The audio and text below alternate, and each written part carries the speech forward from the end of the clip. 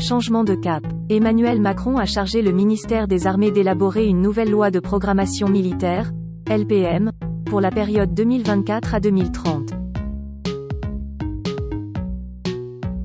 Le président de la République souhaite adapter les efforts budgétaires au nouveau contexte stratégique marqué par le retour de la guerre aux portes de l'Europe, a-t-il annoncé ce mercredi.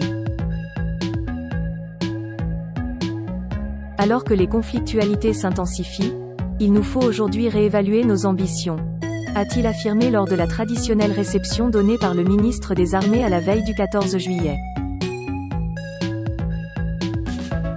Notre ambition opérationnelle pour 2030 doit être revue pour mieux assurer notre capacité à faire face à la perspective du retour possible d'un affrontement de haute intensité, a-t-il dit. Repenser la présence en Afrique. Le président français a par ailleurs annoncé sa volonté de repenser d'ici l'automne l'ensemble des dispositifs militaires de la France sur le continent africain, alors que la force anti-djihadiste Barkhane est en train de boucler son départ du Mali.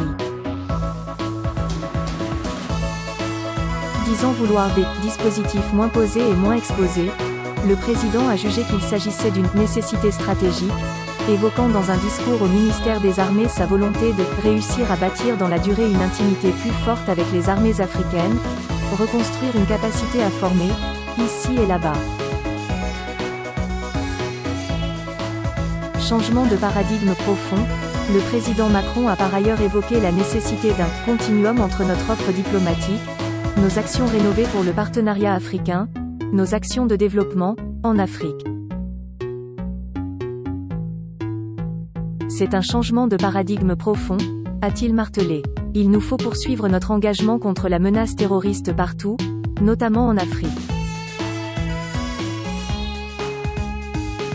Hier partenaire clé de Bamako, la France, ancienne puissance coloniale, est désormais persona non grata et s'apprête à quitter le Mali d'ici quelques semaines.